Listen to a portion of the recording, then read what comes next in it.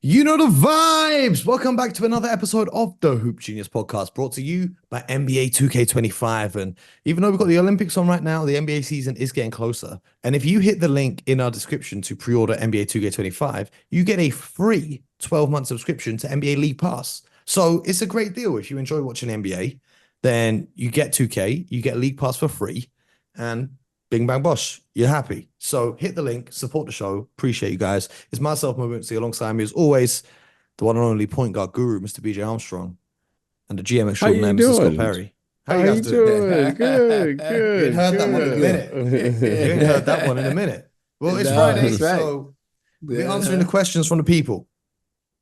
Now, we've been talking about the Olympics all week, and some of these games tip off quite early. They tip off 11 a.m. local time. And Paul wants to know, BJ, how would you prepare for a game that tips off at 11 a.m.? How would I prepare? Like I always do. Because your routine, your game day routine is thrown off. Do you start the Well, same no, routine no. much earlier, or Yeah, how do you yeah, prepare? that's it. You get to the game. What's sort of a 7:30 game, so you're there 90 minutes before. I would always eat 4 hours before any tip off, any So game you that I eating would at play. 7 a.m. 7 a.m. Get to the I'm at the latest. I would always get there two and a half, maybe two and a half, sometimes 3 hours, depending on that game, how I was feeling, and do my normal routine. So time was no big deal for me. Because of playing, when you play on the West Coast, a 7:30 tip on the East Coast is a 4:30 tip. Your biological clock is still the same. So wherever I was at, I just functioned. So it didn't matter. The hardest part for me was when I was playing on the East Coast and then you would travel to the West Coast because a 7:30 tip is like a 10:30 tip, on East Coast time. So that's the only one that I felt was hard for me to get over. But as long as I get my nap, as long as I did my routine, it always felt the same, except that one exception, which was when I went from East Coast to West Coast. Okay. Well, all the questions are in through our Discord server. If you want to have your question answered, you can hit the link in the description. It's down there as well to join the Discord. We got a question for Scott from Tyler Bakane, who says, "What's your favorite memory as a general manager aside from winning the championship with Detroit?" Aside from winning the championship at Detroit, boy, that's a very good question. I'm going to give him two moments. Obviously, the first when I was hired as general manager of the Knicks, that was a very exciting day for me to finally ascend to that position. Uh, had my family come in, my wife and daughter. My mom was able to fly in from Detroit. My brother and sister, they all came in for the press conference. So that was a very special day, special memory for me, kicking off my career there in New York. And then I'd say the next favorite day or most exciting day was when we first made the playoffs in New York. When we finally, for all those years, those few years of trimming salary, making a lot of trades, drafting young players, starting to develop those young players. There's a lot of machinations to go on to get to that point when you're taking over a roster that needed to be rebuilt and pointed towards a playoff path. So that stands out to me when we first made it, that first playoff series. The Garden was popping. We were coming out of COVID. And so that was Tibbs' first year as a coach, and just the excitement that centered around our team throughout the city was a fun time. Absolutely. We got a question from Luke Godfrey, who wants to know, how does the CBA affect BJ, you as an agent, and Scott, you as a GM, your roles within the game? He says there are some good players out there who aren't getting the money they probably should. So could this end up being a problem for the league in the long run?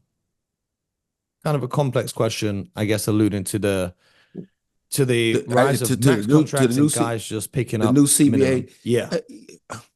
And I'll let BJ add on to this. Regardless of what structure we're under in terms of the CBA, and that, you know, I've been under a few different CBAs during my time as a front office executive in the league. You're always going to have some guys that, you know, obviously are going to be at the top end of the scale in terms of making money. And then when free agency hits, which I think the caller is asking for a question, it's like the old game. They play musical chairs over in London, Mo. You know, you ever play that game in school? Yeah. It's what ends up happening is that as the elite talent starts to come off the board and they absorb a lot of the empty, you know, the available salary cap space, there's invariably going to be a handful of players who miss out on said cycle, you know, on the free agency cycle. So I think that's going to always be with us. I don't think there's going to be a situation where unless you go to a system similar to baseball where there's no salary cap. So if you had no salary cap like in baseball, then that now it just gets down to what, you know, teams are willing to pay. And then you say goodbye to parity across the league. Exactly. Yeah. Goodbye exactly. to the small market. Exactly. Okay. Exactly. And so I don't see that happening in the NBA anytime soon. So, BJ, anything to add? No, I think Scott summed it up. And, you know, I love to say what people deserve. Well, it's not what you deserve, it's what you can negotiate. It's just how it works. And the rules were set up where the owners share revenue. You know, now you have terminology in these CBAs, the collective bargaining agreement, which gives them, how do we say this, Scott, in a pleasant way, gives them the excuses not to spend money if they don't want to spend money, right? We got the first apron, now we got the second apron, and all of those things. However, there's always a way. There's always creativity within these collective bargaining agreements, which can be exercised if need be. And there will always be a way to retain your talent, provided you perform.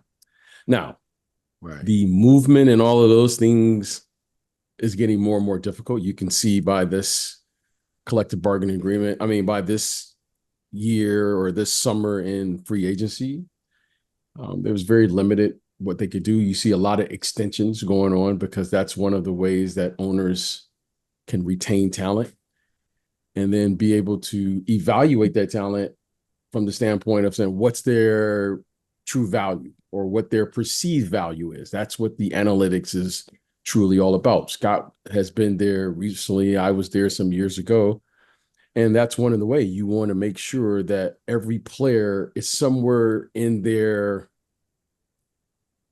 whatever your evaluation is or whatever we feel their value is, you want to make sure that those players are there so that it gives you you hear these terms like cap flexibility and all of the things that executives like Scott Perry would always say, you know, when I have to reserve my cap flexibility. You know, you want to make sure that you don't have a player that's not overvalued, and you clearly want a player who is, you know, performing beyond, you know, especially on a rookie scale deal. Okay. So it's always a way, but as an agent, I can say this, it's getting more and more difficult to be able to, let's say, get players put into the system where you can utilize those mid-level exceptions and tax exceptions, tax exemptions, and all of those things. Now that's getting more and more difficult to do. But the one thing that will allow, let's say, more flexibility to utilize the system will be the revenue that theoretically should open up a little bit more movement, and you should see more movement as the teams, the league generates more revenue. But that's a big if. You know, every year we do that audit, right, Scott? And everyone seems it always seems like it's it's not growing at the rate in which it's always projected. Right. So one thing I would add, Mo, for our listeners, and a big important thing, at least for me, when I was a general manager, and I use this phrase a lot. It's important that we be able to put the proper valuation on talent. What do I mean when I say that? So, as BJ knows, as an agent, and this was agents say to you often, well, the market says this for a particular player, that he's in the $20 to $25 million range based on, what he averaged in terms of scoring and rebound and assist, whatever the case may be. Now, as a team, you can either agree with that market to try to go after that player, or you could try to establish your own market. When I mean by, saying, okay, yeah, I like the player, but boy, I don't want to eat up so much of my salary cap. I don't think he's a $20 to $25 million player, or I don't think he's a $30 to $35 million player. And then it's incumbent upon me to pass maybe on that player and find a player that I think can do very similar things for maybe half the cost. Mm-hmm. And that's how you go out, build your roster. Now, for the star players, and I think I mentioned this to you last week, Mo, when you're talking about max players, again, my definition of max players may be different than a lot of other executives in the league. I think we have, it's great for the players that how many, BJ, you may know the exact number, how many max contracts are in the league from an agent perspective. I mean, but it seems like we're just giving away max contracts left and right. I'm sure it's over 60 players. Yep. Mm-hmm. But for me, I don't see, and it's no disrespect to the players. Great, they can get it. Heck, if 90 of them get it, great for them. But when you're running a team, I got to look at it and say, no, I don't see 60 players that are true max players. Again, I define my max players as guys who are going to sell out your arena, going to minimum get you to the conference semifinals.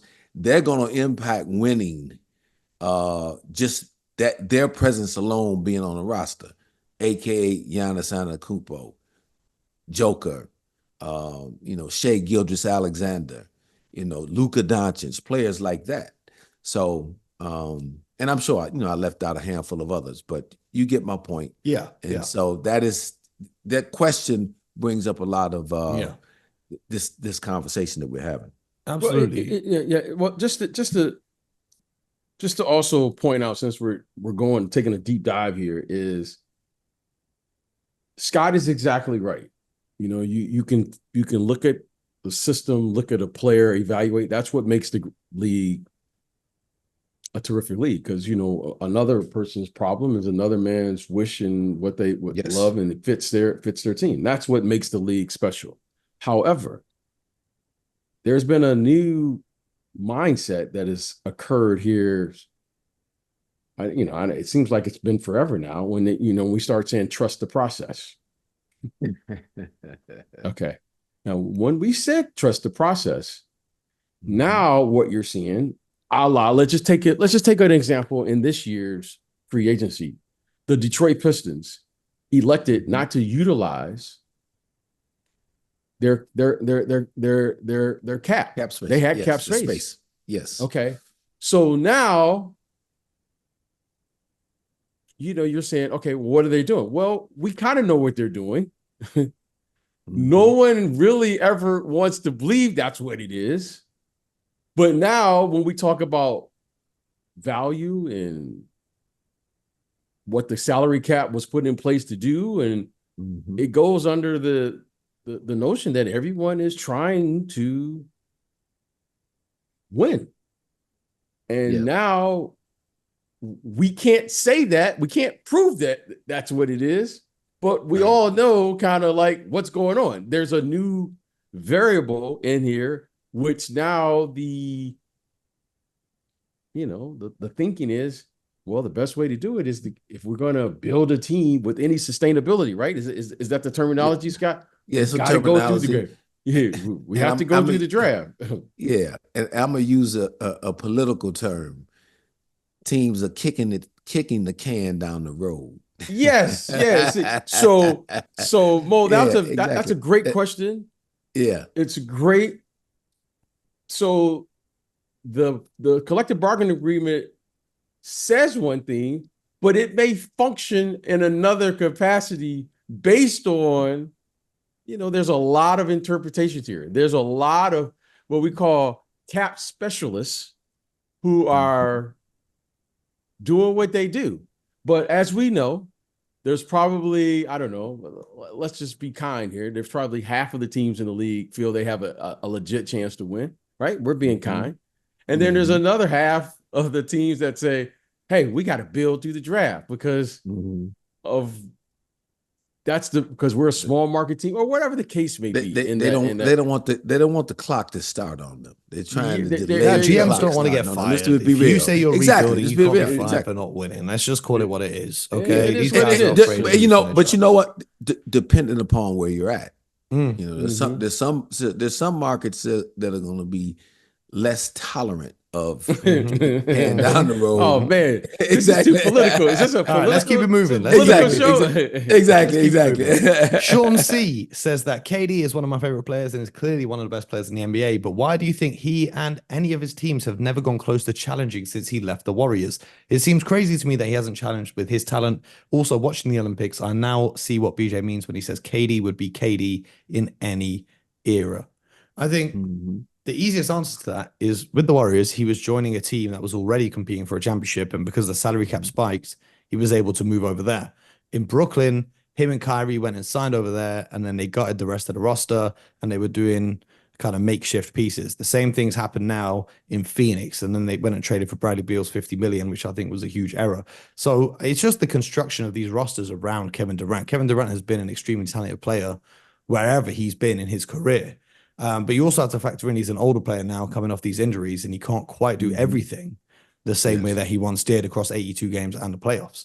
So I don't know if you guys have anything to add on that, why the Nets and the Suns have not been able to challenge with KD. Mo, points are very well taken, and I agree with a lot of them. Look, Kevin Durant, I was with Kevin Durant when he started. I was part of the front office that drafted Kevin, brought him into the NBA, spent an entire season with him. It was like a younger brother to me. And I believe I told BJ at the time when we working with Kevin that first year, I said, this guy can score as well as anybody I've been around the game. Matter of fact, I think I called him George Gervin 2.0. And how efficient George Gervin was. George Gervin was a career 51% shooter from the field. Excellent three-point shooter, excellent free throw shooter. KD, taller, longer, and he has everything that Gerv had, has some more stuff than Gerv. Only thing he doesn't have that Gerv had was the finger roll. But KD doesn't need it at 7 feet. KD is a basketball holic, basketball junkie, whatever catch term you like, that is him. The game means everything to him. He loves to play. And he is, he terrific offensive player who, when he got to Golden State, I felt really improved defensively. That helped him and helped that team get over the hump in winning those 2 championships. And as we know, roster construction is huge when you're talking about trying to win a championship. You need some good fortune. The experiment in Brooklyn did not work for a variety of reasons. Guys didn't fit, injuries, the whole together. It just was not put together, in my opinion, to be able to win a championship. And Phoenix, he's there now. He's there with 2 really good players. But again, because everything is invested in those 3 guys in terms of money, they haven't been able to put enough around them to be able to be champions. And, Bradley Beal was out a ton again this past year. And like you said, Kevin is older now. And so, and Kevin is one of those guys I know, if he can play 82 games, he's going to be playing 82 games because he just loves to play that much. But terrific player. He's got 2 titles. I'm sure, if he could do some things over again, he might have made some different decisions in terms of whether he stayed in Golden State, made a different decision to go, elsewhere. If he did leave Golden State, who knows, but can't look back. And he's still going to be remembered, in my opinion, as one of the all-time greats. Absolutely. Pierce McGlinchey says, based off of last season, which player is under the most pressure to perform this upcoming season? How do we define pressure? Yeah, how do we define pressure? Like, what do you mean? How are we defining that? I guess it would be expectations. Well, I would say I think Paul George maybe, because he's just signed a max contract and moved to the whole way to the other side of the NBA, despite getting the Clippers to trade the farm for him. So I think he's under a significant amount of pressure. Yeah, well, there's always one player to me, and for whatever reason hasn't been able to. And you're going to have fun with this one, Mo. If you say Paul George, but I don't think anyone is saying Paul George is going to be expected to be the best player on that team or the second best player on that team. Right. But the player that has the most pressure, I think, is Joel Embiid. Yeah, Joel Embiid, because he is the best player on the team, and I don't think anyone is going to argue that he's been the MVP. We know if he's healthy, it's a big if, that he has a chance, but for whatever reason. So if you're saying who has the player with the most pressure to perform this year, I would say Joel Embiid, because anything less than getting to the finals, he can't even get to the conference finals. He's got to get to the finals. Yep. Yes. And perform because of his talent. I mean, Joel Embiid is, I don't care what the situation is, you can't say he's not a top 5 talent. Arguably the best player at any given moment during in a game, in a series. I don't care who he's playing against. But for whatever reason, it hasn't happened. It's been a lot of chit chatter the last 3 or 4 years, for whatever the case may be.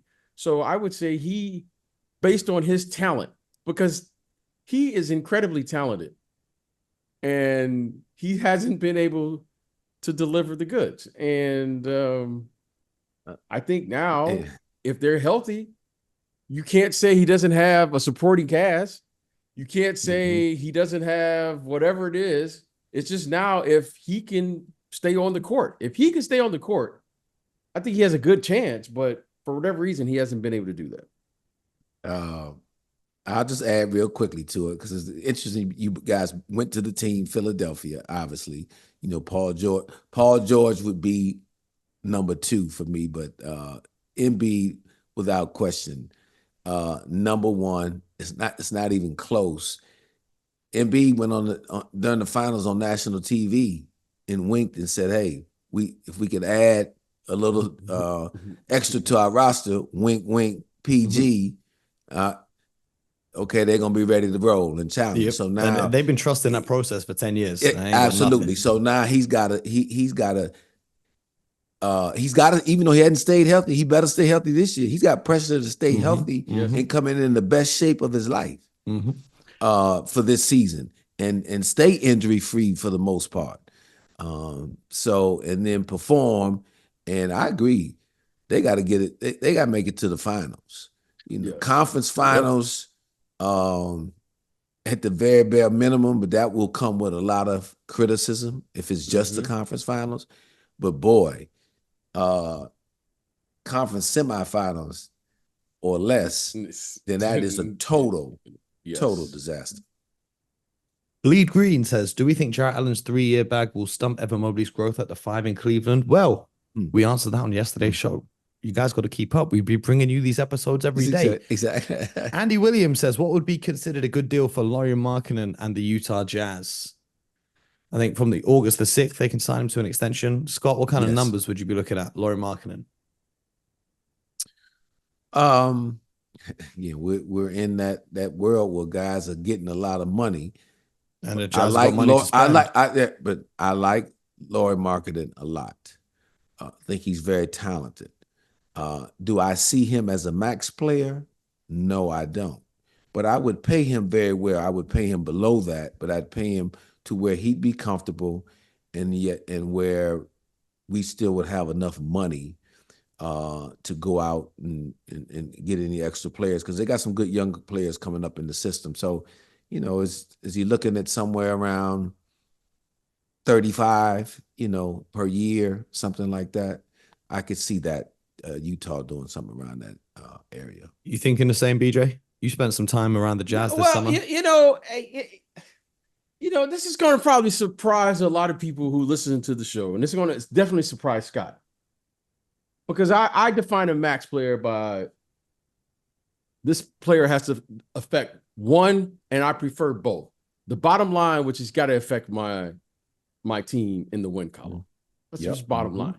And in the second line, he's got to affect my top line, which is, you know, you know, people say, hey, such and such team's coming into town. You know, here's a guy that you might not want to miss if he's in the Eastern Conference. You only want to come to the Western Conference once a year. You know, when Steph Curry comes east, that's a hot ticket. Yes. Okay. When your star player comes out west, that's a hot ticket. In this era, this current era, there's a thing that I'm concerned about that I can't compromise. Is I need a chance. I know it's impossible to win every game, but I need a chance. And it's impossible to win with a team full of young players. And I have to look, if I'm Utah, well, their top line is covered. I don't know if you guys, I know Scott has been out there. Mo, I don't know if you've ever been out there. That place is sold out. Yeah. They It's sold the only out. game in town. That place is sold out for Summer League. Yeah, it's the only game in town. So Okay. they get a bump. Lauri Markkanen may not be a player that you say will carry, like we're talking about Joel Embiid, for instance. Right. He may not be in your top 5 talent. He may not be in your top 10. But Utah is a different, you know, as far as free agency. I don't think they are a team that can go out there and compete in the free agent market. Therefore, I think Lauri Markkanen is a max player there. And here's why I say that. Is because Lauri Markkanen shows up, he plays, and I think it's almost impossible, but correct me if I'm wrong, Scott, to try to keep we talk about culture and we talk about building confidence. I think it's impossible when you're just getting beat up every single night without a chance to win. Lauri Markkanen gives you a chance to win on any given night. And if one of those young guys that they're drafting or developing, like we always see, you know, we got 20 coaches sitting over there now, right? If one of those guys develop where they're drafting, right? They're drafting in the lottery right now. Yes. They certainly have a chance now to catapult into a place where you say, you know what, Lauri Markkanen, our young guy and whatever, and now you can certainly have a team that's very competitive, right? You need one of those guys to play at an elite level, but I think Lauri Markkanen in that market is too valuable to give up on, unless you're getting something back in return that's like has a chance. Like to be that same caliber of player. Now, if you're getting another player back that maybe fits the way you want to play, okay, I can accept that, or I can respect that. But I think Lauri Markkanen, I mean, he's been an all-star over there, right? If I remember correctly, he's been an all-star. He's made an all. Yep, he's been. And he is a player to me that can play with other good players. You know, he doesn't demand the ball. He's not a ball stopper. He's got size. He's athletic. He can shoot. So to me, in that market and what they're doing out there in Utah, I think he is a player that will warrant them moving forward in whatever direction they go for it. Every direction they go for it. I think he can play with young players. I think he can play with lead guards, big guys. So I like him for that market. I think he is a valuable piece, and I would do that because of the market that I'm in. No, we agree. I like him. You just got a little soft on me. You want to give him the max. I'm gonna keep around for a little less. I don't know any max players that want to sign in Utah though. I hear what BJ said, because if you're a max player, you don't want to be there. Yeah, I don't know yeah. if they want. I would refer Well, Lori, to it I as think, the Lori marketing likes it in Utah. yeah. From what I understand. I would call it, Scott, the small market tax. You know, Okay. there's some small markets, as the agents would say, you want to just sweeten the deal a little bit to make sure. And you're nothing right. And comes up. I know times have changed. You have to forgive Yes. me sometimes because again, you remember I got my start in Detroit. Yes. And I was with the team that went to 6 straight conference finals and became world champions without one max player. That's exactly. lightning don't strike twice, Scott. I'll tell you that. Lightning don't strike As they twice. say, Mo, facts. That's a fact. Facts, exactly. That's a fact. Now, but now, times have changed now. but not, a couple of them, if they were coming around today, they probably would get max salaries Yes, around yes. the league. Yeah. Look at what Rudy Gobert gets paid and think that Ben Wallace wouldn't get paid something similar. Yeah, exactly. We've got a bunch more questions we'll get to next week, but there's one that I want to end this on here. LJC says, rank you guys from 1 to 3 on who's most likely to win MasterChef and what would your signature dish be? It's time someone started asking the important questions. So if the 3 of us were on MasterChef, I'm gonna say BJ will come in 3rd place because they don't have the barbecue inside. It's filmed inside a TV studio, and BJ will be smoking out the grill. It will mess up the cameras and the lights and the sound. Okay, So that's what I'm saying. But what do you guys think? Okay, all right. Well, first of all, we got to discuss what we're gonna make. Yeah. What's your signature dish? You want me? I'm gonna give you my signature meal. You want me to start with this go one? ahead. Because I know yours is wings. So I know you involve wings in that. No. We'll get to mine. We'll get to mine. But let me hear yours first. Okay. You're gonna come. I'm gonna go on MasterChef and I'm gonna bring a little U.S. Southern hospitality to the show. We doing a star, a main course, and a dessert. Yeah, 3 courses. Yeah. Okay. So what do you want me to start with? You want me to start with the main course? Start with the main course? No. The stars. That was it. Appetizers, you guys call it. Appetizers. What? You guys have entrees and appetizers. I don't know which one's which. We had with the Southern meal. We're gonna do it's not necessarily an appetizer.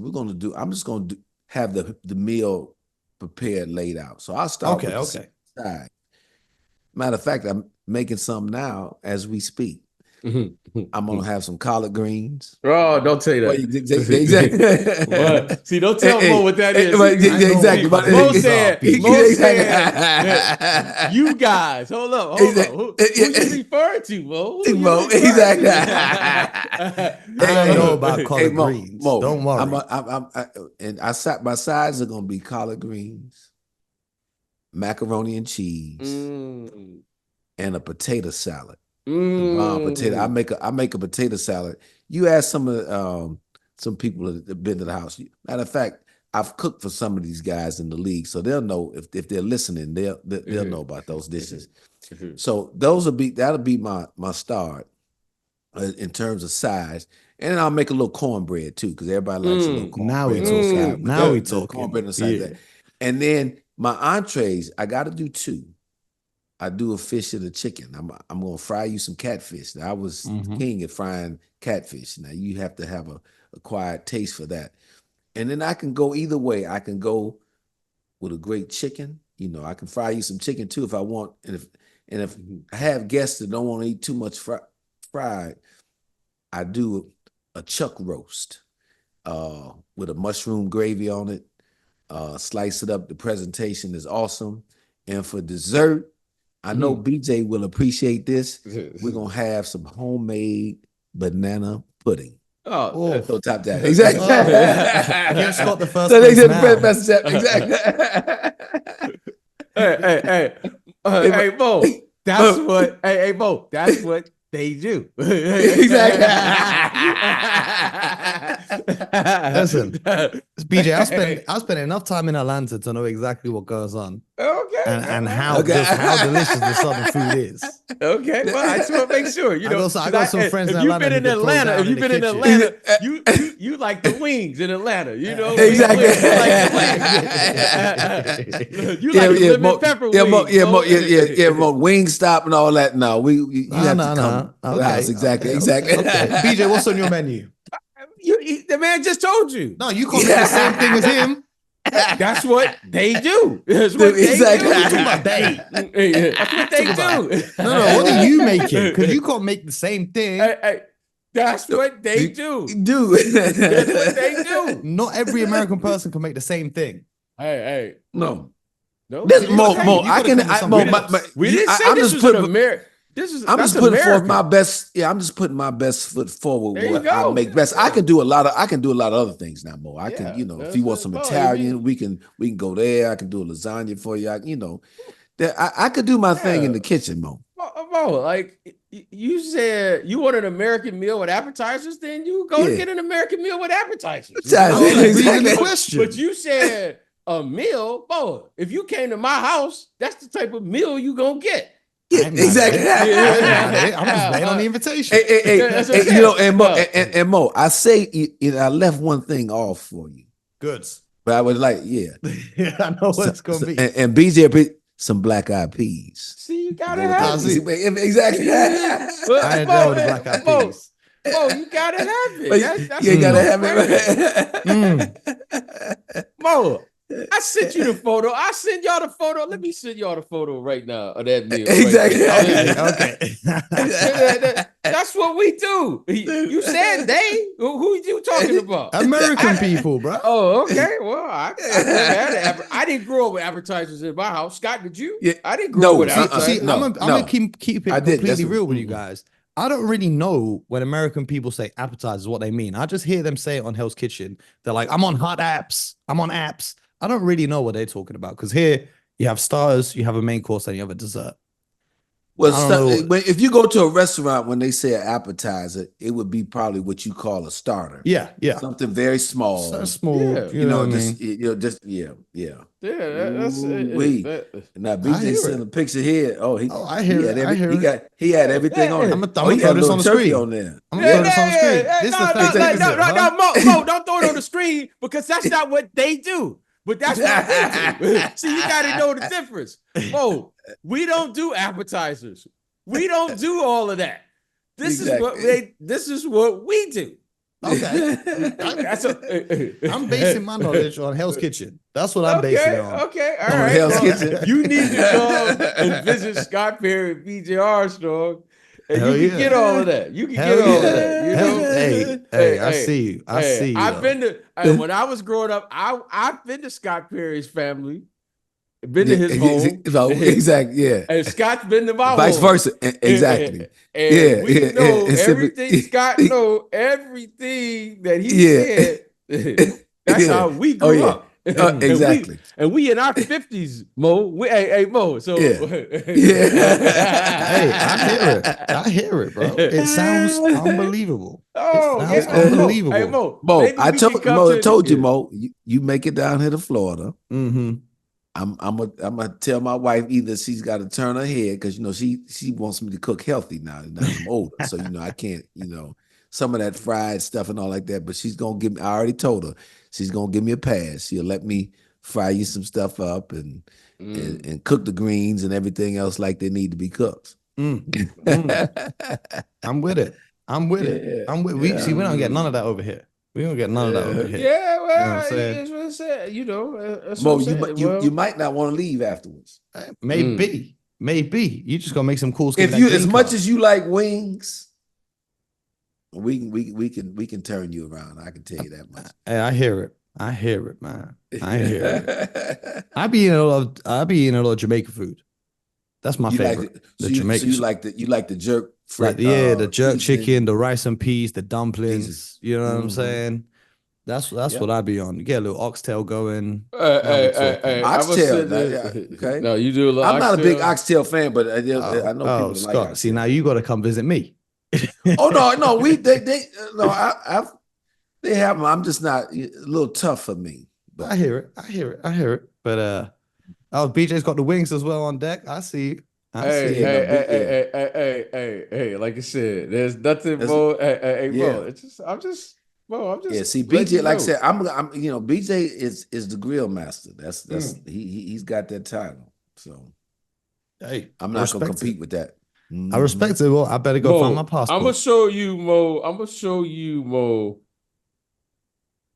what we did. This was like a couple weeks ago. We had some people at the house. Mhm. And just to let you, this is like a couple weeks ago. Great. That mac and cheese looking Ooh-wee. crazy. No, let it go. That's what we do, Mo. I That don't mac know and what cheese kind of looking cheese they crazy. use, but I know what we use, and I know what Scott used. Exactly. You need the little crust on the top of the mac and cheese. I see Yeah. it. I Oh see yeah. it. No, Hey, no hey. question. Nah, I'm just Hey. letting you know. Hey. So Scott named it. Scott probably is 1 and Hell yeah. 2, and I'm just gonna fall in No. line because I'm gonna give No. respect because I know the man can burn. No doubt. No doubt. Hey, yeah. Well, Scott, you're gonna be Hey. seeing me very soon. Just know. Just know you're gonna see me All soon. right, just give me a heads up, Mo. I just need a couple days. That's it. Hell yeah. That's No it. doubt. That's No it. doubt. Appreciate you it. guys. Appreciate you guys. Another episode, another week in the books. Appreciate you guys for listening. If you haven't yet, make sure you subscribe to the show. Usually Spotify, Apple, wherever you get your podcast from. And until next time, you guys have a great weekend and get buckets.